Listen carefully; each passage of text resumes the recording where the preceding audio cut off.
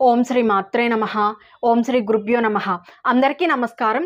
భారతీయ హిందూ సాంప్రదాయానికి స్వాగతం. నా పేరు తాడి ఈశ్వరి. ఈరోజు మన టాపిక్లో అక్షయ తృతీయ అంటే ఏంటి, అక్షయ తృతీయ రోజున బంగారం ఎందుకు కొంటున్నారు అన్నటువంటి విషయాల గురించి మనం ఈరోజు టాపిక్లో మాట్లాడుకుందామండి. అక్షయ తృతీయ గురించి చాలా కథలు ఉన్నాయండి. అయితే మనం మహాభారతంలో ఉన్నటువంటి ఒక కథ గురించి ఈరోజు తెలుసుకుందాం. మహాభారత కథ అందరికీ తెలిసిందే కదండి.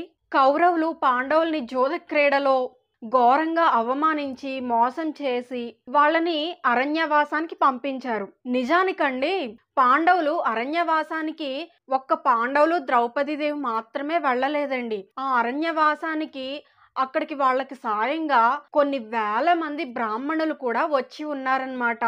మరి వీళ్ళ ఆకలి అయితే మరి కాయ ఫలములతో కడుపు నింపుకుంటారు, కానీ అన్ని వేల మంది బ్రాహ్మణులు కడుపు నింపాలి అంటే ఆ అరణ్యంలో అది సాధ్యం అవుతుందా చెప్పండి? అది సాధ్యం అవ్వదు కదా. ఈ సమస్యను తెలుసుకున్నటువంటి కృష్ణుడు ఆ అరణ్యవాసం చేస్తున్నటువంటి పాండవుల దగ్గరికి వెళ్ళి ద్రౌపదీదేవితో ఇలా అంటాడనమాట. మీరు సూర్య భగవానుణ్ణి ఆరాధించండి.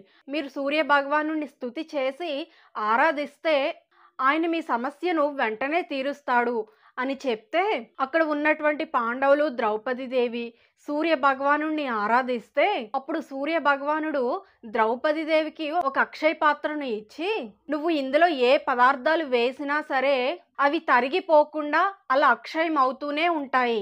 అంటే అక్షయము అంటే తరగనిది, తరిగిపోనిది అని అర్థం అన్నమాట. క్షయము అంటే తరిగిపోతూ ఉండడం. కాబట్టి ద్రౌపదీదేవి అందులో 2 యాపిల్ పళ్ళు తీసుకొని వచ్చి వేసిందే అనుకోండి, ఆ యాపిల్ పళ్ళు ఎంతమందికి వడ్డించినా సరే అలా అవి అక్షయం అవుతూనే ఉంటాయన్నమాట. అంటే అవి పెరుగుతూనే ఉంటాయన్నమాట. కాబట్టి ఆ వేల మంది బ్రాహ్మణులకు, ఈ పాండవులకు సరిపోయిన ఆహార పదార్థాలు ఆ అక్షయ పాత్ర ఒక్క రోజులో ఇస్తుందన్నమాట. ఇక చాలు, వీళ్ళందరి కడుపులు నిండిపోయాయి అని చెప్పడానికి అర్థం ఏమిటంటే, ద్రౌపదీదేవి అక్షయ పాత్రలో ఎప్పుడైతే తను ఆహారాన్ని తీసుకొని తింటుందో ఇక ఆ రోజుకిక ఆహారం ఆగిపోతుందన్నమాట. కాబట్టి ఇది అక్షయ పాత్ర యొక్క ప్రత్యేకత అన్నమాట. సూర్య భగవానుడు ద్రౌపదీదేవికి అక్షయ పాత్రను ఇచ్చింది వైశాఖ మాస శుద్ధ తది అన్నమాట. ఆ రోజు అక్షయ పాత్ర వచ్చింది కాబట్టి తదియ తిథినే తృతీయ అని కూడా పిలుస్తారు కదా. కాబట్టి అక్షయ తృతీయ అన్నటువంటి పేరు వచ్చిందనమాట. సరే, ఈ అక్షయ తృతీయ రోజున అసలు చెయ్యవలసిన పనులు ఏమిటంటే, బంగారాలు పట్టు చీరలు కొనుక్కోవడం కాదండి. ఈ అక్షయ తృతీయ ప్రధాన ఉద్దేశం ఏంటి? ఈ అక్షయ పాత్ర ఏం చేసింది? ఎన్నో వేల మంది బ్రాహ్మణుల యొక్క ఆకలిని తీర్చింది. అవునా కదా చెప్పండి. కాబట్టి అక్కడ మనకి పురాణంలో ఏమని తెలుస్తుంది? అక్షయ తృతీయ అంటే మనకుగా బంగారాలు పట్టు చీరలు కొనుక్కోవడం కాదు, 10 మంది ఆకలి తీర్చాలి, లేదా 10 మంది అవసరానికి ఉపయోగపడేటటువంటి వస్తువులు ఏమైనా దానం చేయాలి అన్నటువంటిది ప్రధాన ఉద్దేశం అని ఇక్కడ మనకి అర్థమవుతుందా లేదా? పైగా ఈ వైశాఖ శుద్ధ తది అన్నది మండు ఎండలతో ఉంటుంది. అంటే మే నెలలో వస్తుంది. అంటే పాపం చాలా మంది ఇళ్ళు లేని వాళ్ళు, తిండి దొరకనటువంటి వాళ్ళు ఎన్నో వేల మంది ఉంటారు.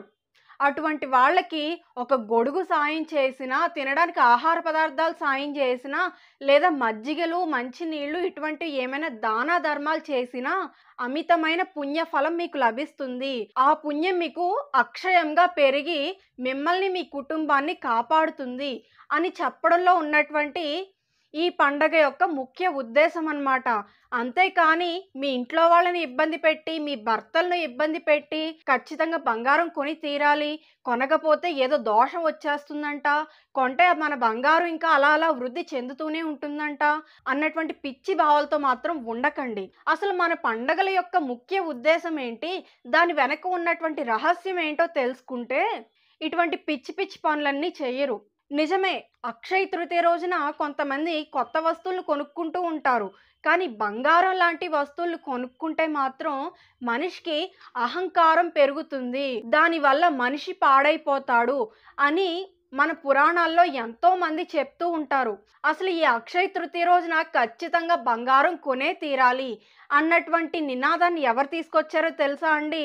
ఈ బంగారు షాపులు, జ్యువెలరీ షాపులు వాళ్ళు ఉంటారే, వాళ్ళ బిజినెస్ డెవలప్ చేసుకోవడం కోసం ఈ అక్షయ తృతీయ అన్నటటువంటిది ఒక సాకు మాత్రమే. ఈ అక్షయ తృతీయ రోజున ఇలా చెప్తే చాలా మంది జనాలు వచ్చి వాళ్ళ షాపుల్లో బంగారం అది కొనుక్కుంటారు. అది వాళ్ళకి ప్లస్ పాయింట్ అవుతుంది. వాళ్ళ బిజినెస్ పెరుగుతుంది. అంతే కదండి! వ్యాపారవేత్తలు అందరూ కూడా వాళ్ళకి ఎలా లాభం చేకూరుతుందా అన్నటువంటి విషయం గురించే ఆలోచిస్తూ ఉంటారు. అంత మాత్రాన ఆ వ్యాపారవేత్తలు చెప్పినవన్నీ నిజాలు అని నమ్మడం మాత్రం అది చాలా మూర్ఖత్వమే అవుతుందండి. మనకు అసలు విషయం తెలుసుకోవాలి అంటే మనకు చాలా మంది సద్బ్రాహ్మణులు ఉన్నారు, ఎంతో మంది ప్రవచనకర్తలు ఉన్నారు. సోషల్ మీడియా పుణ్యమా అని ఇటువంటి విషయాలు, ఎన్నో విషయాలు జనాలకి తెలుస్తూ ఉన్నాయి. ఒకప్పుడు అంటే సోషల్ మీడియాలు, ఇటువంటి ఇంటర్నెట్లు ఏమీ ఉండేవి కాదు కాబట్టి జనాలకు ఏది మంచో ఏది చెడో, ఏ పండుగ ఎందుకు చేసుకోవాలో కూడా తెలిసేది కాదు. కానీ ఇప్పుడు అలా కాదు. ఇప్పుడు ఇంటర్నెట్ ద్వారా, సోషల్ మీడియా ద్వారా ఎన్నో విషయాలు, చాలా మందికి తెలియని విషయాలను ఎంతోమంది పురోహితులు, పండితులు, ప్రవచనకర్తలు అందజేస్తున్నారు. కనీసం వాళ్ళు చెప్పిన విషయాలను వింటే మనకు ఏది మంచో ఏది చెడో, ఏది నమ్మాలో ఏది నమ్మకూడదో మనకు అర్థమవ్వి మన జ్ఞానం పెరిగి మన కుటుంబాన్ని మనం చక్కదిద్దుకోగలుగుతాం. అంతే కదండి! అంతేకాకుండా ఈ అక్షయ తృతీయ రోజునే మహానుభావుడు పరశురాముడు జన్మించాడని, ఈ అక్షయ తృతీయ రోజునే భగీరథుడు శివుణ్ణి మెప్పించి గంగమ్మను భూమి మీదకు తీసుకొచ్చాడని, ఇంకా ఈ అక్షయ తృతీయ రోజునే వ్యాస మహర్షి వినాయకుడితో మహాభారతాన్ని చెప్పి రాయించాడని, ఇలా మనకు పురాణంలో రకరకాల కథలు మనకు కనిపిస్తూ ఉంటాయన్నమాట. సరేనా అండి? ఈ వీడియోలో మనం అసలు అక్షయ తృతీయని ఎందుకు జరుపుకుంటారు, అక్షయ తృతీయ వల్ల ప్రయోజనాలు ఏమిటో మనం ఈరోజు వీడియోలో తెలుసుకున్నాం కదా. ఈ వీడియో కనుక మీకు నచ్చినట్లయితే తప్పకుండా లైక్ చేసి, షేర్ చేసి, సబ్స్క్రైబ్ చేసుకోండి. మరిన్ని ఇంట్రెస్టింగ్ వీడియోస్ కోసం మన ఛానల్ను సబ్స్క్రైబ్ చేయండి. మనం మరొక మంచి వీడియోతో కలుద్దామండి. అంతవరకు సెలవు. సర్వం శ్రీ ఈశ్వరార్పణమస్తు.